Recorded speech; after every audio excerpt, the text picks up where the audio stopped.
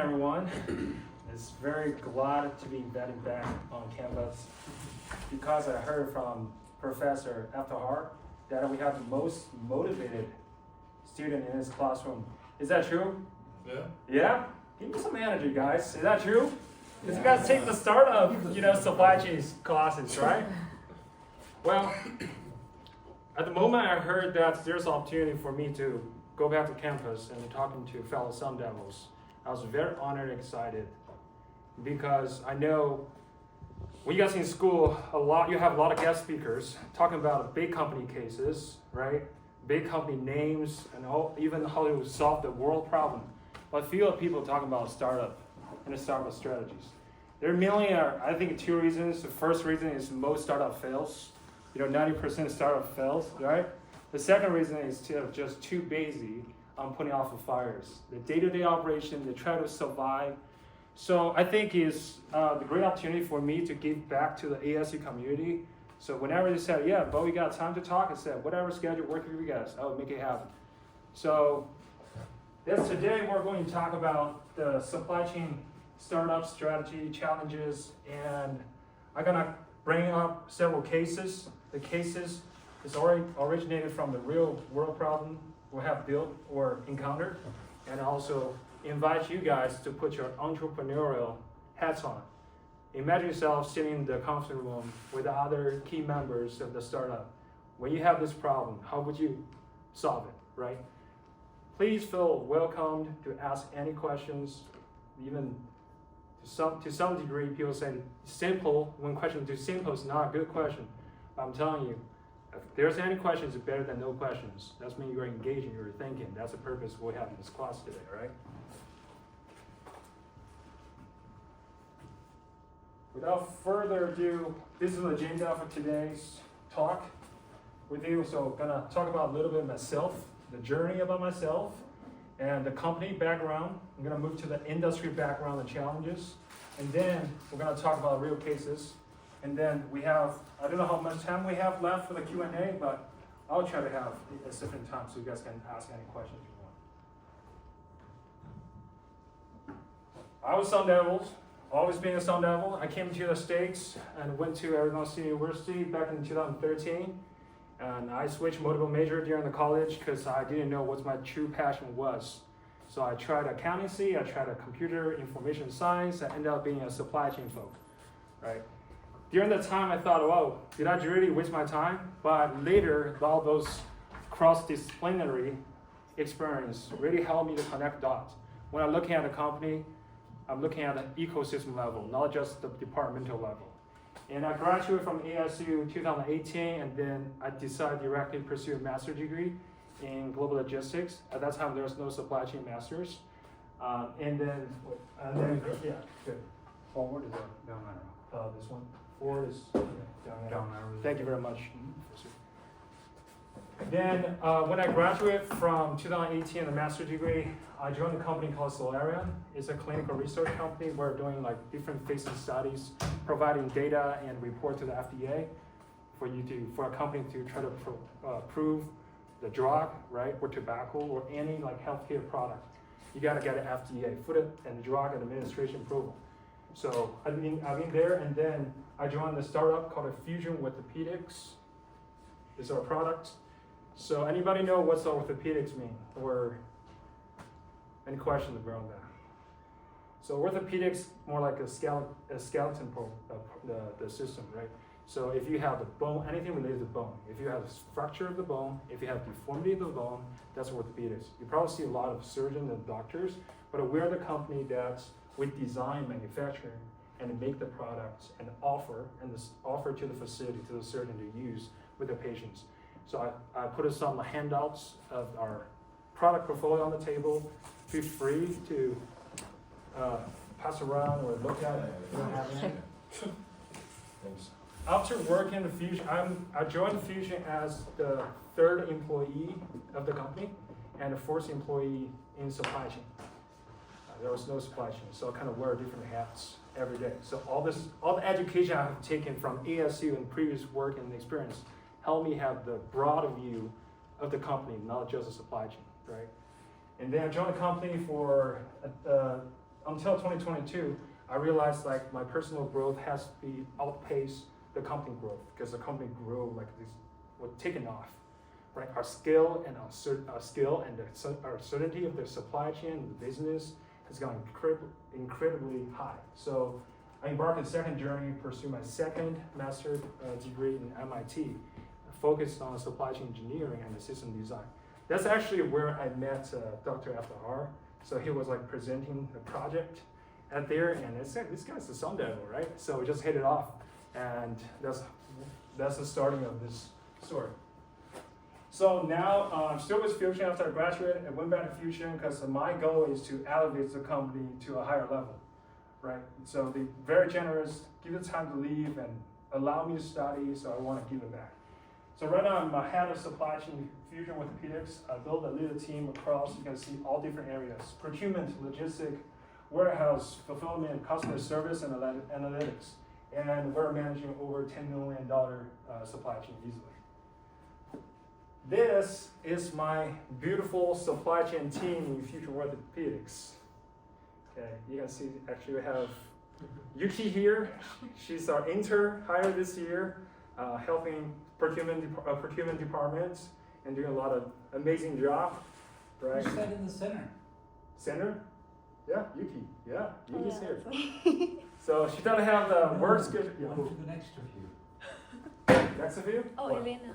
Elena? Elena? Yeah, She's my master. student. Yeah, Oh, it's a master she's- student who just graduated from innovation.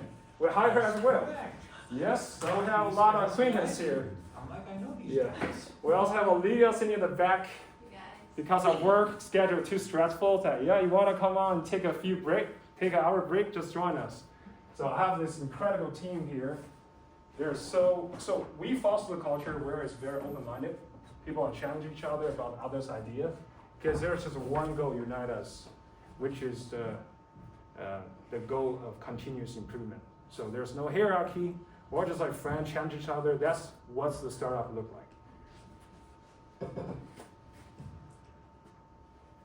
All right, now let's dive into the company supply chain. Before we bring up any cases, there are two things we need to understand. First is the company background, and the second is the industry challenges, because those things goes hand in hand, right?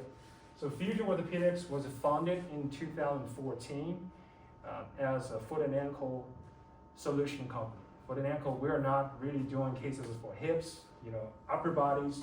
We specialize in foot and ankle surgeries. Well, who's the founder? Founder was the CEO is Adam Conniff, and we have a president over there too.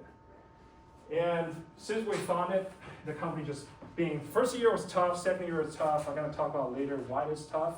But as of today, we have more than 2,000 products offering, and we make a lot of sales. Because of confidential issue, I couldn't tell you the exact number right last year, but it's anywhere between $0 to $1 trillion. So use your own imagination to guess the sales, right?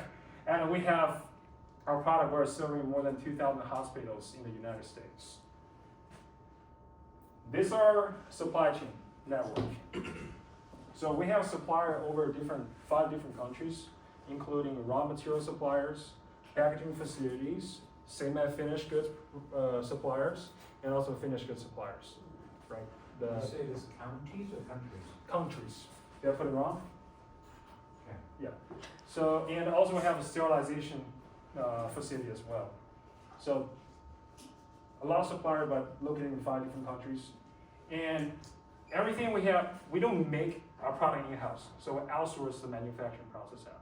This is where the suppliers make it, right? Yeah. I like your enthusiasm about this. And when the product's finished, they will ship the product to our Fusion warehouse, which is our headquarters. And then we try to sell to the hospital. We needed someone to help us sell the hospital, right? So that's why we hire a sales representative, so the sales force. So what they're gonna do is use their relationship and expertise with a doctor or surgeons in the hospital, right? And try to persuade them to use our product. Once our product get approved in the facility or hospital, they will ask us, request that, hey, Fusion, can you send me certain inventories because it's what the doctor uses all the time? So in that case, we'll send them the inventory and residing at their own locations. Why we do that? Because imagine we ship something from our headquarters to the hospital. The hospital probably in Virgin Island or Nebraska, right? How long that gonna take to ship over there? 2 or 3 days, even you use faster delivery term. So in this way, those people just living in the same region of where the hospital is. So we try to close the last mile, right? Shorten the last mile. So that's strategy we use to expedite the delivery process. And then the sales rep just deliver the product to the hospital. When the case is scheduled, the surgeon will have inventory, right? Have the surgical tools or system sitting in the operation room table, and there's gonna be a scrap tag sitting next to it, and also our sales rep also gonna be in the operating room as well, right? Teaching doctor how to use the product. That sounds a little odd, but think about this, because there are so many different companies offer similar products. The way they're different is the procedures or the nuances and intricacy of their own system. So the doctor are familiar with one product doesn't mean they're familiar with the similar product from different company. That's why we have a sales rep in the office, in the surgery room, just in case the doctor have any questions. Then they can be the one representing us, Fusion, to answer the questions. All right. So very key important thing, like the professor just asked, the model is B2B, right? We don't sell to the sales rep. We don't sell the product to the surgeons. We sell the product to the hospital. This is important because the chart or this industry background really is a fundamental piece that Fusion can use as a reference to help with thrive. So it's industry first. Let me walk you through one by one. So its industry background is high barrier industry. This means high to get into. There are multiple reasons. The first reason is it's capital intensive. This means it requires a lot of money upfront to invest in the inventory.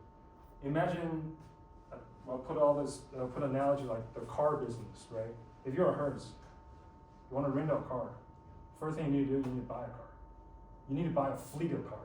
Sitting in California airport, sitting in the Phoenix airport, all over the place. In that way, a customer can have access to it, right? It's capital intensive.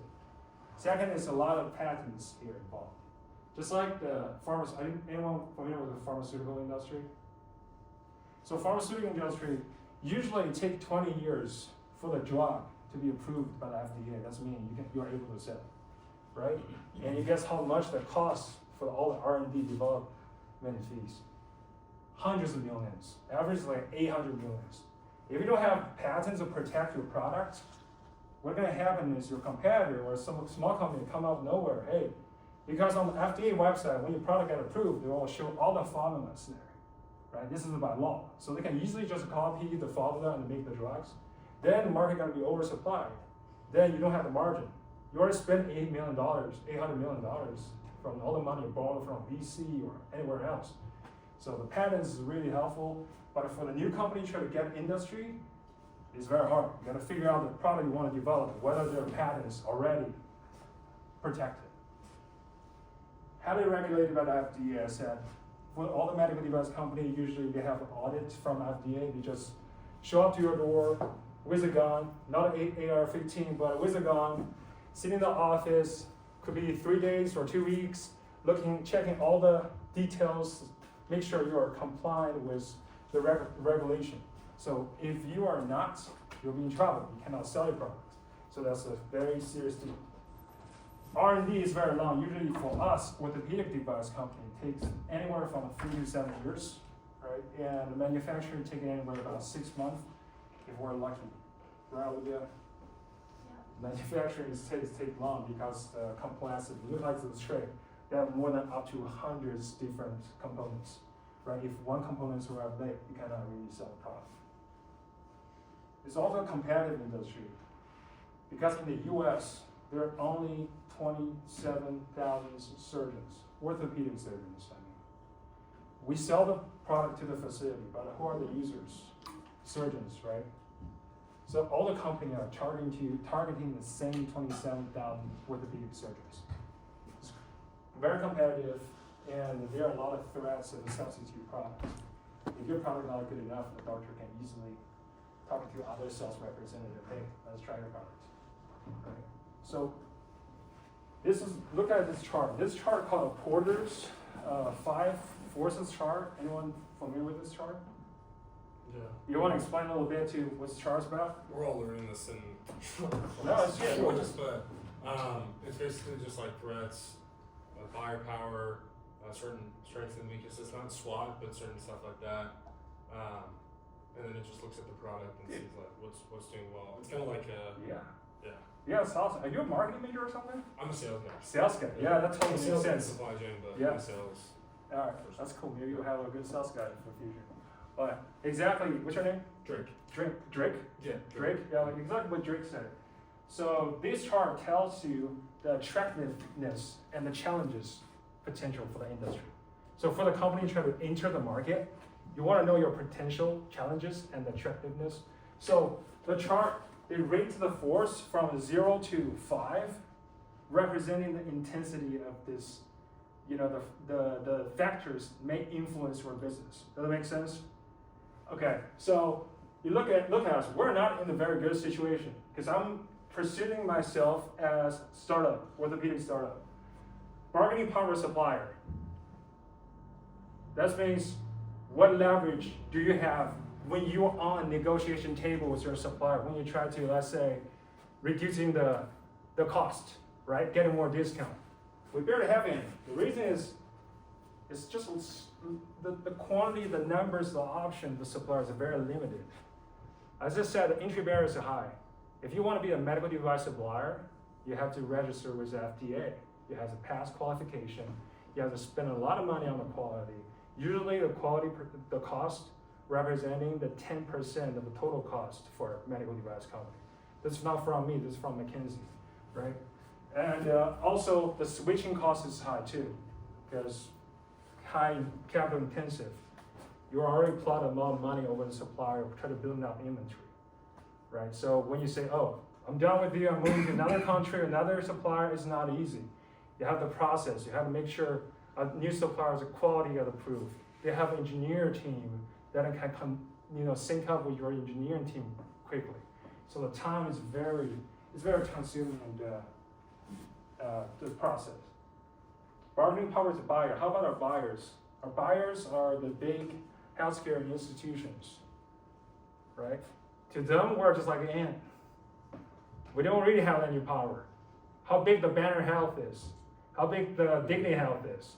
They're all the franchise, right? For us, you probably would know in the future, if you try to sell to this big healthcare network, if you get approved your product to one facility, that means you're approved for all the facilities. Mm-hmm.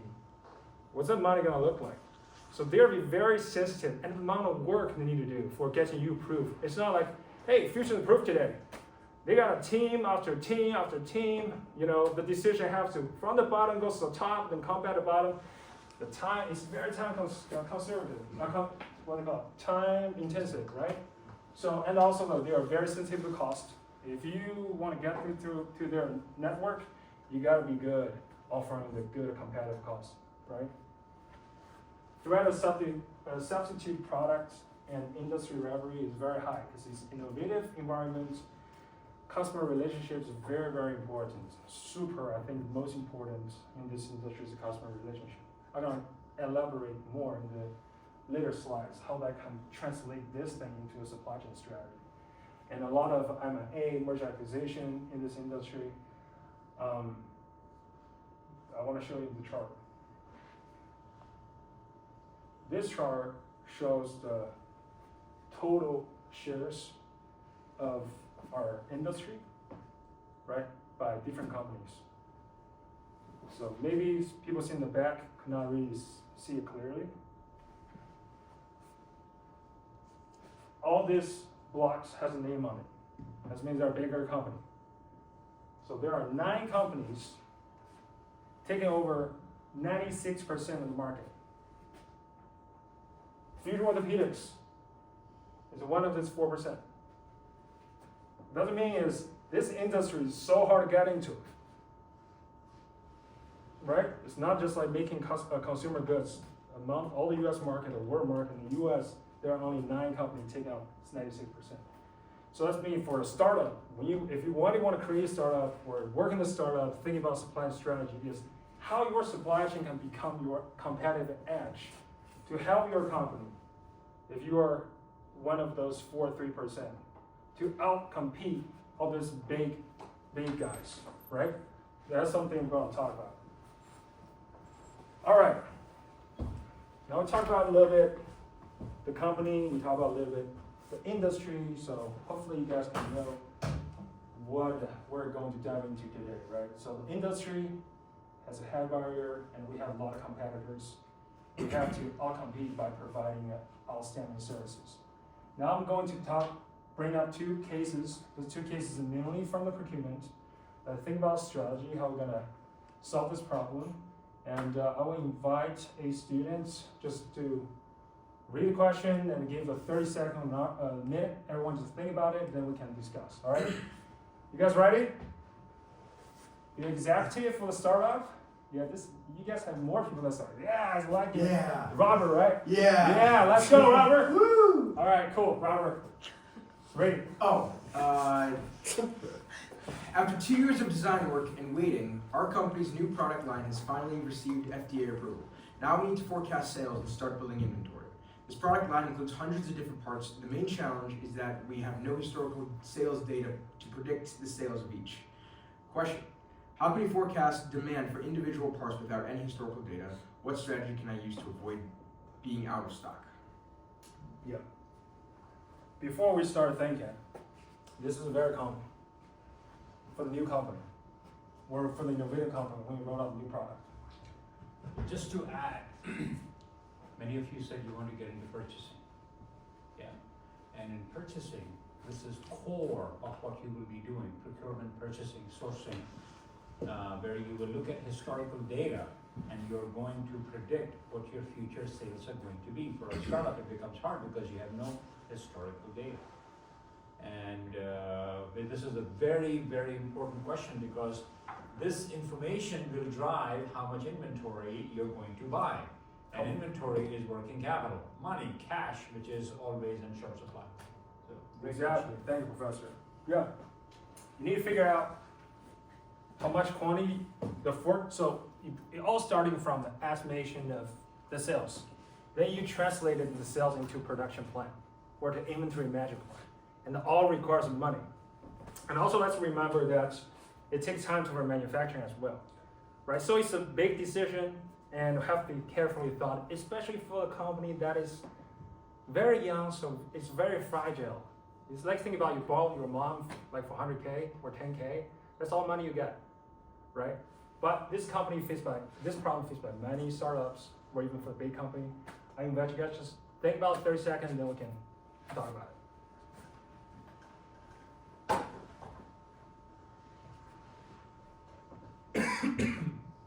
how many of you done forecasting techniques in other classes? Yeah, kinda, sort of. It's very different for a startup forecasting. Why this is so important? For a large company, it's relatively easy. I think I'm not very familiar with forecasting, I'm still learning, but with this, it's kind of like super high level, but you kind of look at industry averages and see, because obviously like fusion orthopedics is a little bit like smaller, so to speak, but look at what people have done in the past. So it's like, obviously it's not your historical data, but look what other people are doing, gauge it, it's a huge range, but at least gauge a little bit, somewhere to start. On point. Anyone else want to add on? What's your name? Sorry. Bob. Bob, yeah. I think you should look at if there's a risk, if there's obsolescence, so how long does the part last, first of all, and then for forecasting, you can look at what are the different type of fractures and what are the most common fractures, and use that data to help you forecast the How stock. do you do that? That's industry data, not for a startup. Well, like for medical, I don't know if there's any like data that government put out, like just But that's for the number of industry. surgeries. But he's a very small startup in that. How do you help him forecast his sales? So one thing that I think you could consider is in addition to looking at industry averages and industry data, you could look at your portion of industry data. So you said that you were part of the 4%. Let's say your real percentage is 0.5%. You could say of the 5,000 wrist bunion surgery. I don't know, but of the new product that you're trying to introduce, maybe 0.5% of that is the market share that you would expect to gain, and then over or undershoot depending on your cost, depending on your queue, depending on obsolescence and stuff like that. Wow, well said. It's like you guys well trained in supply chain. Yeah, what's your name, sorry? Cheyenne. Cheyenne. Yeah. I was wondering if you could take like pre-orders or whatever, and also if you have hundreds of parts, maybe like why would you release all of them at once? I'm thinking maybe could you start with a specific product line that, because I mean, isn't orthopedic more than, I had like an orthopedic surgeon for knee, so it's more than just feet, right? Isn't orthopedic like a number of things? So can't you just kind of start your focus on one thing, and then if that grows, then slowly start to release the other things? Because I think that would tie up a lot of money to put all hundreds of parts to try to like make all of them straight out the gate. On point. Yeah.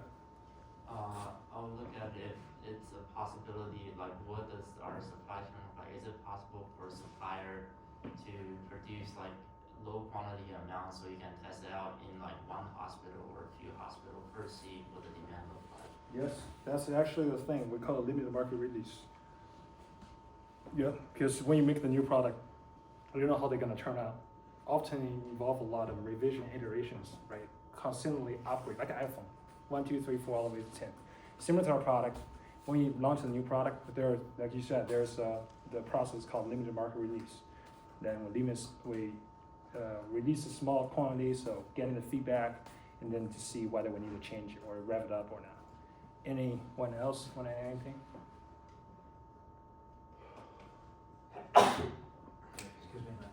The other thing which is important also is to look at the lead time. The pipeline inventory that you guys have talked about, that is also goes in inventory, that lead time from placing the order to getting it needs to be taken into account in the forecast. You had a point? Yeah, I was gonna say, kind of on that topic, like talking to suppliers and see what their thoughts on it are, because obviously you're just getting into this section and saying like, hey, this is what my goals are, and describing that outwardly, and just saying like, these are I like the lead times aspect, because that's important, because with the new product, sometimes you don't have that flexibility, you don't have that agile or like lean supply chain yet. So I think talking straight to manufacturers and suppliers and say, I really need like a solid time because I don't have any data yet. Yep. Kind of Yeah. One thing to be careful is as a startup, you gotta, so why think about, I just want to comment on this. Why the supplier want to work with us? They want money, right? Mm-hmm. The sales. So when you work with the supplier as a startup, you gotta be very careful on this, because you gotta let them know what you're doing. You gotta know, oh, we're going to grow. You gotta picture them the vision. If you say, hey, I don't know what the sales gonna be, they will be freaked out. Because if you don't know what your sales is, how do they know when you're gonna pay them? Yeah. That's a good idea. I'm gonna talk about this. Also in this case, is one of what strategy can we use to avoid being out of stock? So Bo, I have a question. Yes. At this stage in your company, do Right. you use any regression models? What can you elaborate on? Forecasting.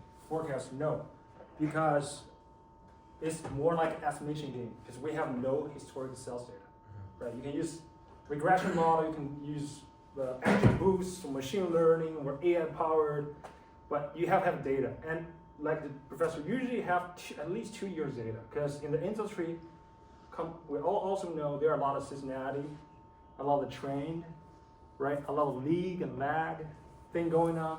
But at this moment, we're going to launch our very first product line for a specific procedure, like Cheyenne, the question just, for a specific procedure, we cannot just get all proved and produced. So that's what we're trying to figure out. But let me summarize what you guys said, right? And really matching to what I actually did. The first thing is, so first, like I said, we have 100 different parts got approved. The first question is, what parts do we want to put into the product line? Because we can't put 100 parts, right? For the big company, what you're do is they're gonna hire expensive consultant.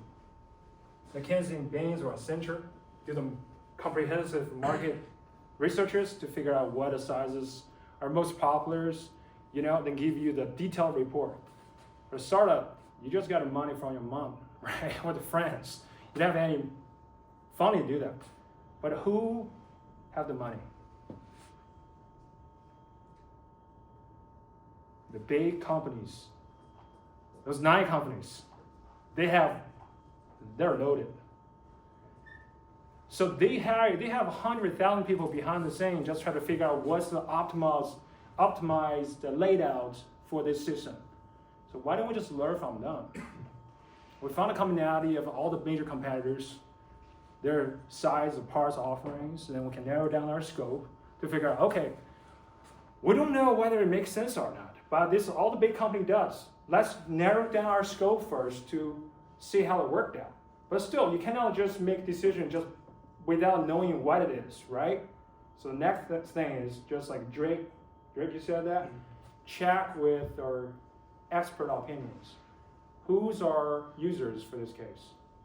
Because you can't forecast. Forecast means you need a sales data, but you don't need to sell. You can figure out who are going to be a potential sales guy, not your customer, right? Which is a surgeon. So we found several orthopedic surgeons that kind of have a high status in the industry, right? Working with them at the beginning, you don't really have money, but you have multiple other creative ways of working with them. Involving them into the design process, have the panel, looking at our product offerings back to back, right? We try to narrow down to say, okay, among all this, in this layout, how many you use for this procedure a week? How many you use for a month? Then we can extrapolate using that fictional data, right? But from the expert opinion, best educated guess, to extrapolate to how much we need, what the inventory we need for 6 months, for a year, right? Then go from there. So ended up, we, based on, borrow the 2 cents from the giants, getting feedback from expert opinion. Also in this process, we kind of engage them into our R&D process. They feel like a part of it. Although we never really sold it before, but they feel a part of it. Oh, I part of this program. So when your product gets launched, they will be very likely to become your first customer as well. So just be creative, right? So how accurate was your forecast through this model, if I were to call it model? Yep. This approach. Yep. Why I'm sharing this with the class is, when you get out of a program, like a supply chain program, you'll say, can I apply this model? Can I apply this model? What he's doing is being very innovative in an ambiguous environment. He's being a hustler, ensuring that his money doesn't go because he has limited resources. So if you walk into a small business or a medium business where you are faced with a situation like this, if you're going to say that, no, you know what, we learned these models and we have to apply it, that doesn't work most of the time. Most of the time that doesn't work. Large companies, it works. Small companies, it doesn't work. So what he's doing is he has learned to be predictable in an ambiguous situation. They're oxymorons here, but you know what I'm talking about. And that is something you'll have to learn if you want to go into a small business. So this forecasting method that he just said, talk to the experts, talk to the large companies, talk to some customers, make them part of the solution. No academic environment will teach you that. And I won't call it forecast. I will call it approximation. Exactly. Forecast is based on actual historic data. Make sure you educate guys. Approximation is just use common sense. We're trying to solve the problem. What the staff you need to do. And delay as much as possible paying your suppliers.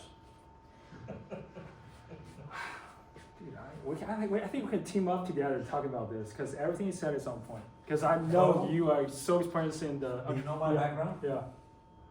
I started 3 companies. So trust me, I've gone through exactly what you're talking about.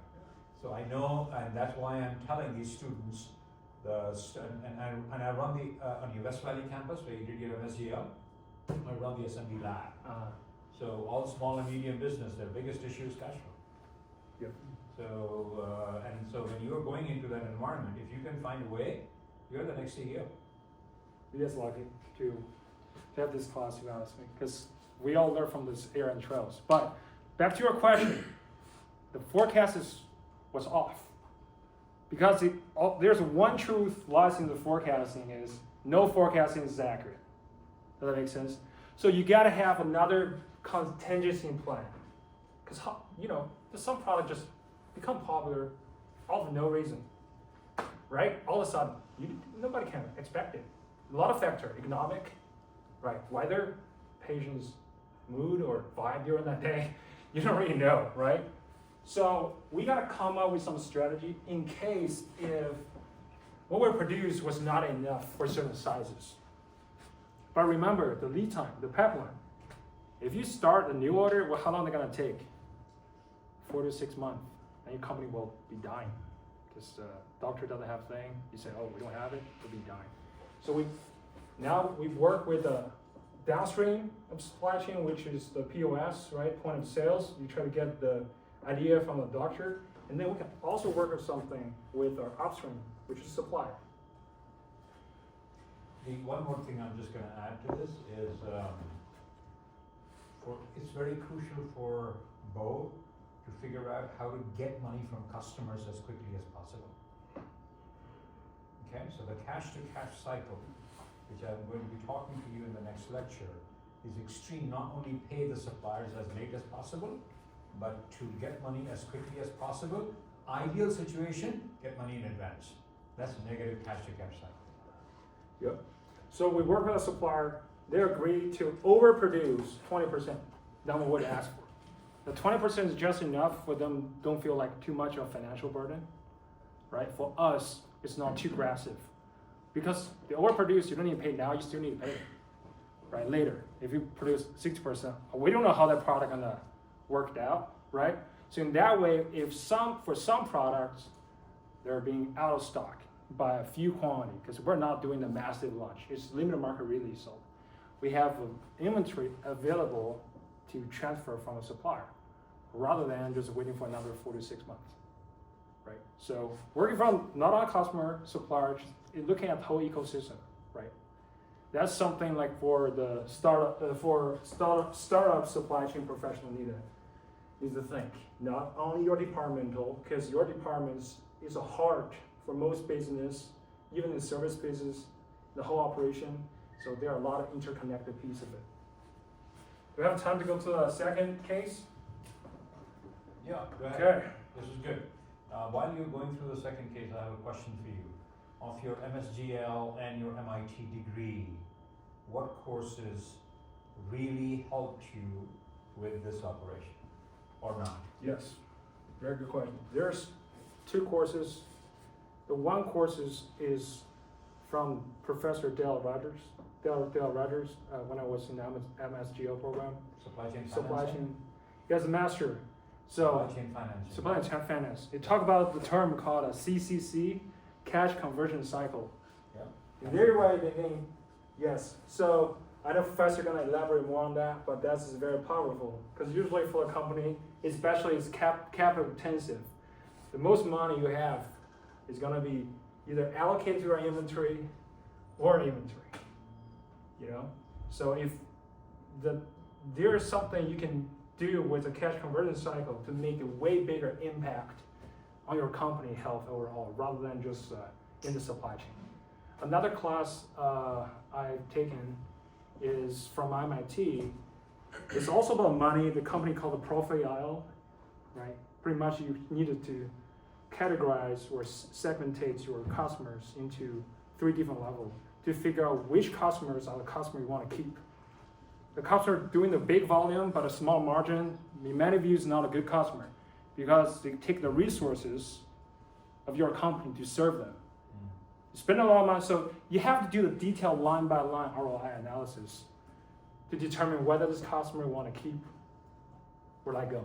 That's a very important decision, especially when companies get big. You can't keep all the customers. Another is the system design. I would say just looking at the system as a whole to design the supply chain network. Just out of curiosity, what's your payment cycle from the doctors? Easiest the 6 month. 6 months? So your cash to cash cycle is close to a year? Yeah, if you want to say so. So the 6 months that the doctors are paying you, and then you have to pay the supplier, like when you pay them and they give you the product is 4 months. 6 months plus 4 months, oh my god, 10 months? Yeah, but because we understand the CCC, so it's not long. It's not long at all. We have a time. Yeah, so our CCC is not that bad. CCC I think is it's because it's very confidential. I can't tell too much of it. Oh, it's alright. Yeah, but because we know this concept, they help. That's the reason our company can growing so fast as a small company with a limited resource, right? Because we get to work on the 3 pieces in the cash conversion cycle. This is the payment term with your supplier, and the money spent on the inventory, outstanding inventory that they're ready to sell. And another part is how fast you can get a pay from your customer. So if you look at these 3 sectors to figure out which one you can reduce, which one should longer extend the day, which one should reduce the day, and then you can figure out the company's cash flow and the efficiency to translate resources into cash. We did an analysis in the last class where we looked at some of the financials of Boeing and Lockheed Martin. But in the next in like today's lecture, so you are bringing the real experience. So hopefully either I'm going to record the lecture of CCC or I'm going to do it in the next class. I want you guys to understand cash to cash cycle. And there's another term I'm going to teach you is called supply chain financing. And supply chain financing and or invoice discounting is to manage this large cash to cash cycle so that you can reduce it as much as possible. I gave an example of how Walmart is a bank rather than a retailer. Walmart CCC, before pandemic was negative. Now it's 4 days. It's still because of post machine, the credit card payment take 4 days for them to get the payment from the customer. So I told them that okay, swipe it, they get the money then. It's a negative cash to cash cycle. Even if they can sell their product at a loss, the amount of money they get in a month is like over $100 billion that sits in the bank. If the investment team can give them 20% return, they don't need to make money on retail. They make money on investing. I want you guys to think about that very carefully. If you understand the financial part of small business, you're a rock star. Yep. So who else want to volunteer to read a second case? We're gonna go this quickly. Yeah, Dre? A few years later, our company made a significant impact in the industry. Many leading orthopedic sales groups joined the company, promising an unexpected sales spike in 6 months. To meet this demand, we needed to immediately place $10 million worth of purchase orders to our manufacturers. Manufacturing would take 4 months. However, we had less than $4 million available. How can we use limited cash reserve now to get the inventory needed for the sales group in 6 months? We talked about this. Yeah, that's what I was just thinking. Like a P&G model. Bring it in. Yes, all right. Yeah. P&G model. I don't know about P&G. Can you educate me a little bit? Yeah, I might butcher this, but it was so basically what P&G does, they kind of stretch like they're getting paid in 90 days instead of 60 days, right? Like they have they're paying their suppliers in 90 days. So they put it off a little bit so they can technically have more cash flow or available cash on their balance sheet. So it just helps them. For the suppliers, they're working with a bank to give them money up front, they call supply chain financing.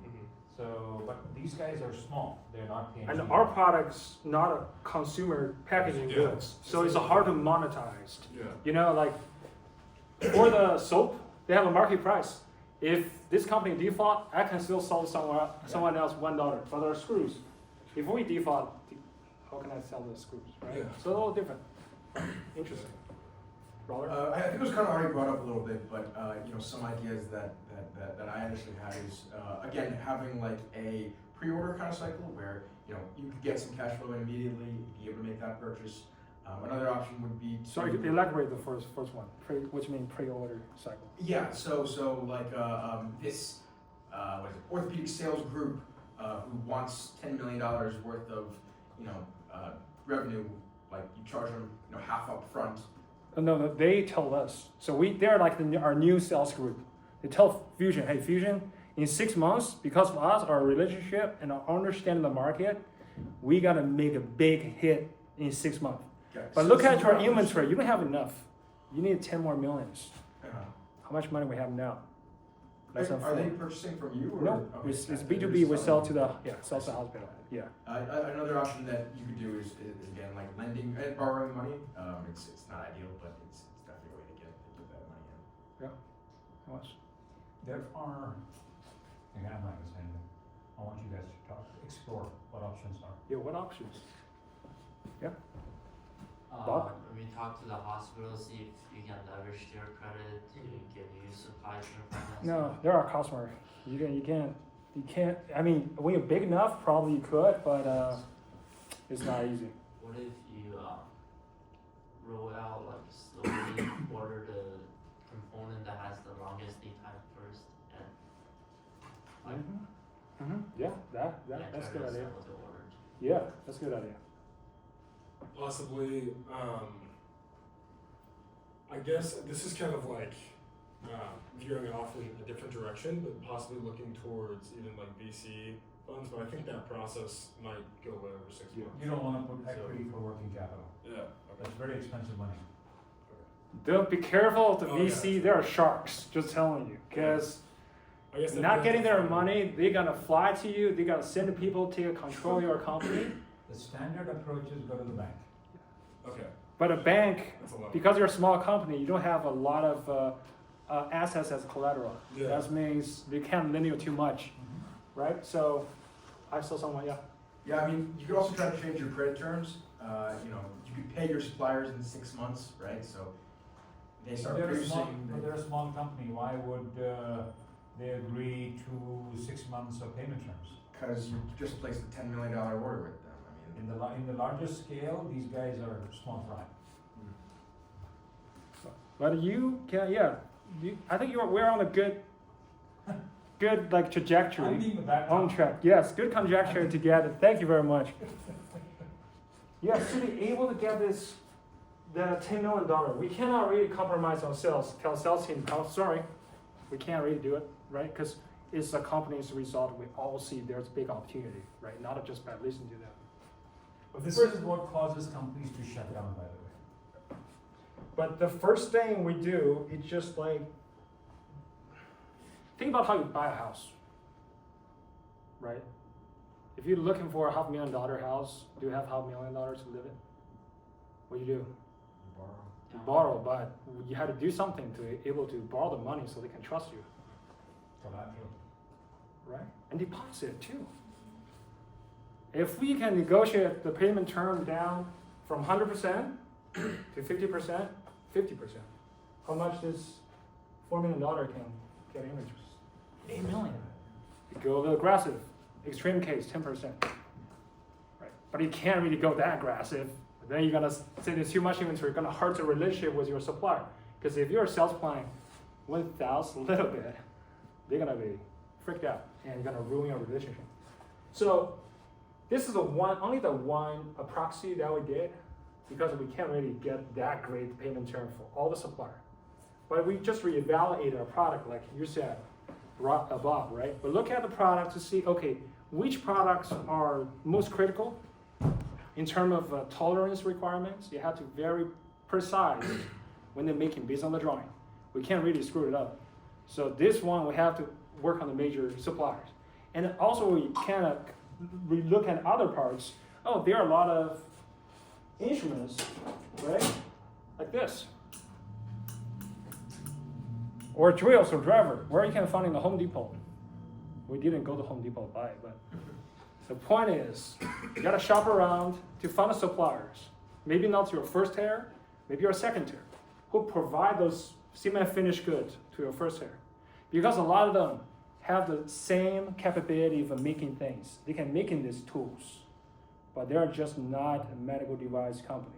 So they cannot be selling at a medical device price. But what they can do is you work with them, collaborate with them, transform, educate them into the medical device company, register with FDA, help them develop their quality system. Then you get the medical device products, 100% complying with the regulatory, but with not the medical device price. Okay, so it's like mutually collaboration. You have to incentivize them to get this discount. What? How does that like improve your cash flow? Oh, money. So you don't need a 10 million now. If you break down the cost, you probably need 6 now or 7 now. How long does it take for you to like educate the company? Oh, yes, that's a good question. Gotta send a whole team over there. Because, okay, in the medical device industry, these products are class 1. Class 1 are low risk because they're not implants you put in the patient's body. You can't really injure the patient or cause the, what they call it, causity, right? Death of the patient. So the regulatory requirement for this is relatively low.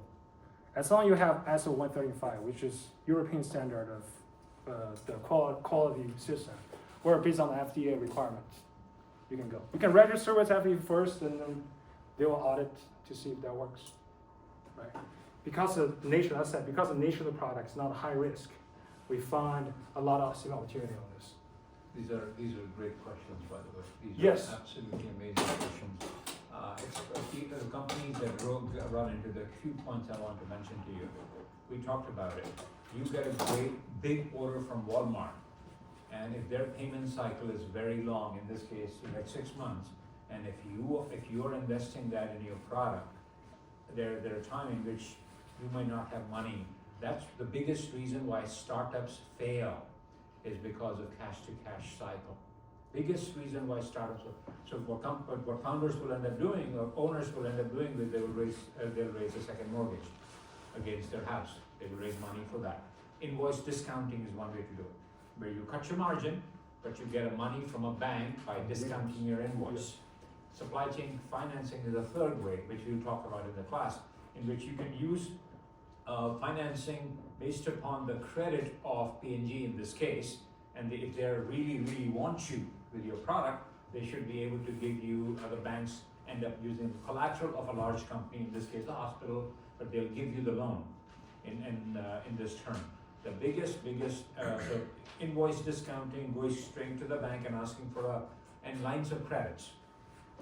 Lines of credits from the banks work in many cases so that you can purchase to a limit, and they give you, could be 1 million, 2 million, 3 million, that helps a lot. The final thing in this one would be that 10 million is not coming in one day. It'll be spread out. 6 months, yeah. So if you were to talk to your salespeople and say that 10 million is not being hit on one day, but if it goes on over a period of 3 months, then you plan your production accordingly. So first month sales feeds into the second month and so on and so forth. You also every month have the sales from existing Yeah. inventory, right? So have a cash inflow. You have to just pre-allocate this money. So later, when the $10 million order is finished, you make a decision how much you will need to transfer. Either immediately, but it's gonna cause a chaos, it's too many, too expensive, or you can transfer half and half, right? All right, so You have a question? I'm kind of just thinking, but Yep. couldn't you also, when you're talking to your manufacturer, like, I know you said like not specifically explaining like all your sales and inside information, I don't think that's smart, but kind of also explaining what situation you have going on and say this is the time allotted, this is what we need to do, like let's negotiate some sort of terms or a different amount in that case. But Like, you don't would have that be the a- bargaining power. Oh, it's true. Yeah, this is a hard one. small startup, Yeah. Yeah. You don't have all the bargaining. leader in supply chain or supply chain procurement, you gotta be on like entrepreneur. Yeah. You're like a sales, you're not only a buyer, you're also the sales guy of Yeah. the company. You're representing your company. Mhm. You're using our communication power, your understanding of the industry to picture a vision to them. Why collaborate with us gonna benefit you? Now we have limited resources, we're growing, but just hang on there, right? Just write it with us, and we're gonna reap the fruit together. Yeah.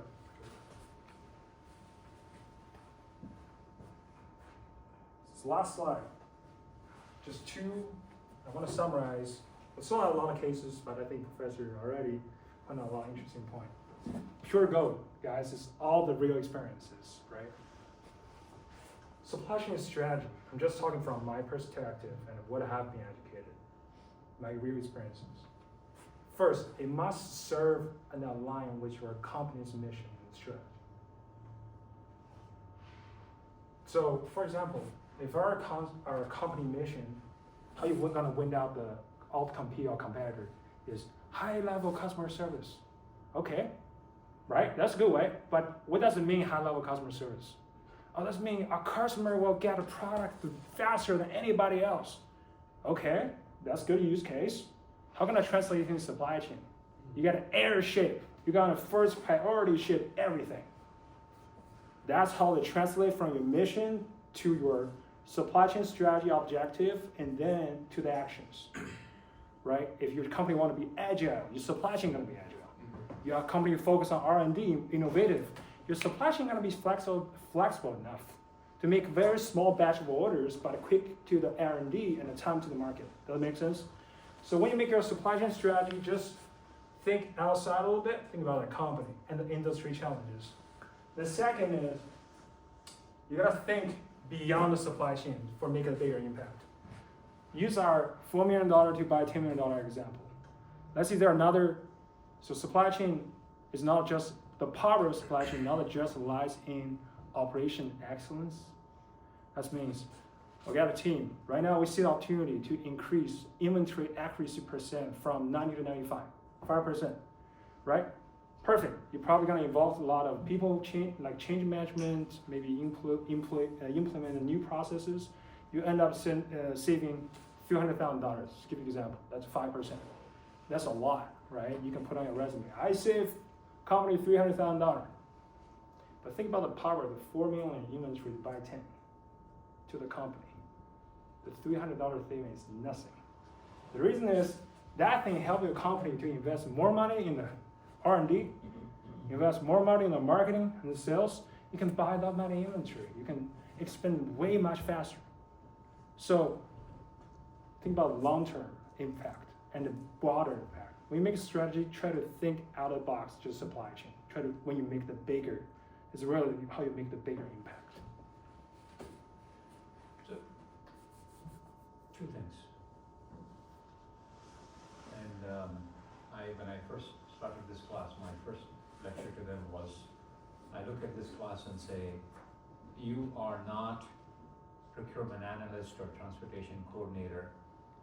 You are the future CEOs of companies. Supply chain professionals are the future CEOs of companies. I keep on telling you this again. Remember that, right? Why I say that? So the two things that you brought to me, which I have been impressing on this class. One, learn about money.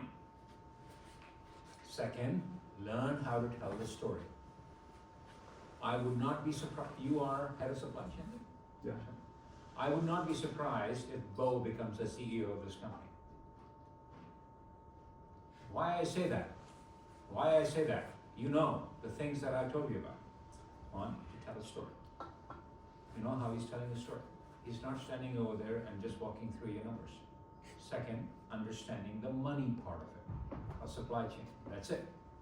Not about, okay, I place my order, press. No, it is much broader than that. And so, proof of the pudding is right here. And so the day you become CEO, you'll drop me a mail. No, for 100%, for sure. Good, cool, because that's my forecast. But I mean, I'm lucky. All the team members I have in our team, every That's decision. another trait of a CEO is to thank the team members, not themselves, which is good. I do have more cases, but I don't think we have enough time today. Questions? Yes, questions. Who put together that box? This box? ChatGPT. No, that box. Oh yeah. This, No, this box. man, you cannot know everything. I know you're a professor, but he knows everything. No, the reason is spelling I mistake. know. I do it on purpose, so that people Daddy. to tell who makes this chart. Yeah. You guys see the typos here? That Dali does it. Yeah. Dali will do that. Okay. Who put together? There's engineers. Engineers, sales, like expert opinions, and also part of supply chain. So like, does your supplier assemble them and then Oh, ship them? physically? Yes, they do. Yeah, they do. They do assemble it, but we still need to put all those individual parts in there because for the medical device company to import and export, each product have to have the package. have the sticker labels. So we can't really clear the custom shipping stuff like this because they have no idea what they are. So every single screws, 100 screws, gonna have 100 packages.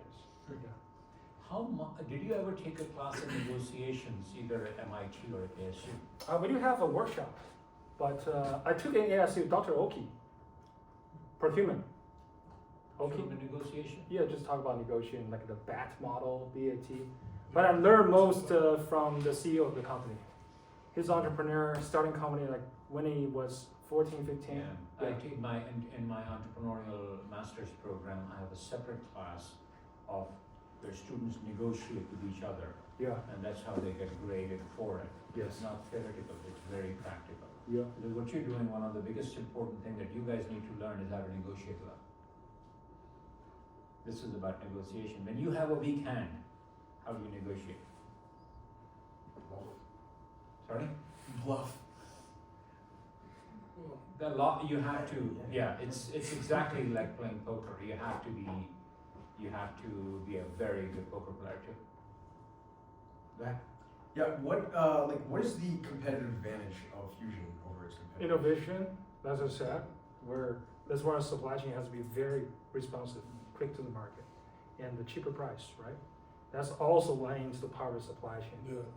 Right? We're the only one able to lower that cost, not only because our suppliers' products are cheaper, no, it's because the cash flow allow us, even though we can take a little bit of loss now, but the money will keep coming in.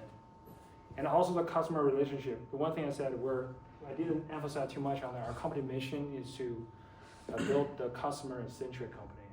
Our customer, not only the external customer, which are our surgeons, but also our internal stakeholder, which are our sales reps. Yeah. In this industry, the competition, a lot of merger and acquisition. Many times the sales rep, like Drake, right? Yeah. They're carrying the product line for years, and that's how you provide the bread on your dining table with your family. Yeah. But all of a sudden, your company got acquired by a bigger one. Yeah. We decide, after they're carefully reviewed, we decide to discontinue this product line. What are you gonna do? Find another job, I guess. Yeah, but you have to start from scratch. Yeah, I gotta sell something. So we try to create a company we prioritize our sales force because we understand the true value lies in this industry is the relationship with sales rep and also the customer, our customer, the doctors. Yeah. Yeah. So I guess on that topic, so when you're growing and scaling, and are you guys looking to get acquired or IPO? IPO, yes. IPO. Okay, sweet. I guess that makes sense for you guys because you guys are in a niche, or it seems like a niche market. Like I've never heard of anything like that. I thought that was just kind of under some other umbrella. But Yes. What does that kind of scale and growth look like for you guys in like the next 5 years then? That's a very good question. Scale or growth? Both. That's a very good question. So that's something we're trying to figure out. Yeah. Our office couldn't sit enough people now or inventory. Yeah. Because what we planned 2 years ago, we make the small building, right? Now cannot fit everybody. Yeah. 4 or 5 years ago by myself, I'm only supply chain guy in the company, right, operation guy, then 2, then 4. Now we have 8, and then sometimes we have seasonal work, we have 10. We have they're just roaming around with a computer because we don't have a place to sit. Yeah. Similar to the inventory. Yeah. But I think the very important case here is the strategy so all strategy gonna be company-wide, Mm-hmm. right? And you gotta work with your supplier. In terms of the scalability, the supplier relationship is very important because they're the one can offer you the ability to scale. Yeah. So sorry, one more follow-up question, but as a startup, do you guys ever look at supplier startups, like suppliers that are in a startup phase as well that just started that, and possibly could that reduce costs with the partnership, or even because they're still first in the market, maybe they're just trying to get their product out and willing to take Yes, that we do. step again? We do. Yeah. I think that's something like it's hard to leverage that sometimes, but it's awesome for a Yeah. startup to do that. Yeah. It's really So cool. when you negotiate, you had to find you cannot just get everything you want Yeah. in negotiate. Mm. You had to find a way to incentivize them to work with you. Yeah. So I always say that when you negotiate with someone, thinking on their shoes, Yeah. what's most important to them, Definitely. and negotiate from that point, Mm. right? Awesome. And the other thing you also need to understand is the cultural aspect of your supplier. Yeah. And you need to understand the cultural angles of how you negotiate better. Not only I learned negotiation from an American professor and it will be applied to an Arab country, in China, in India, everything will be the same. Nope, it will not. Yep. You will actually fall flat on your face if you use a cookie cutter approach for negotiation across the board. That's very true. That's very true. Different in the U.S., the payment term is harder to negotiate because you have something called a credit system, right? Yeah. So they have the fixed net 30-day, sick day. But at the beginning, it's hard. When it gets to know you, it's workable, negotiable. But in many other countries, when you negotiate with them, you can mostly get a bigger term because they're more aggressive to get your business. Yeah. But in return, you gotta understand them. You gotta maintain, because think about a longer distance, like you're dating, right? It's harder to sync up, to reach Yeah. out. You text after Takes a while. 5 hours, they text you back. And if you have any confusions, they're gonna wait until 24 hours later. So it really tests the relationship with your supplier. Yeah. Let's give a huge round of applause. Thank you. Thank you. This is fantastic. This is real. I know, Drake, you brought up how do you do supplier base. This is Yeah. exactly, this is real stuff. Yeah. That's what happens. And thank you for coming. So, yeah, I'm here to record and to listen to. Yeah, I'm gonna show it to my team. yeah, I'm So gonna send it to the group I chat. told them I sneak out the lunch break. I said I'm going to talk to ESU. They think I was not talking real stuff. And so they just recorded it. Yeah. No, this is very nicely done. And this is the supply chain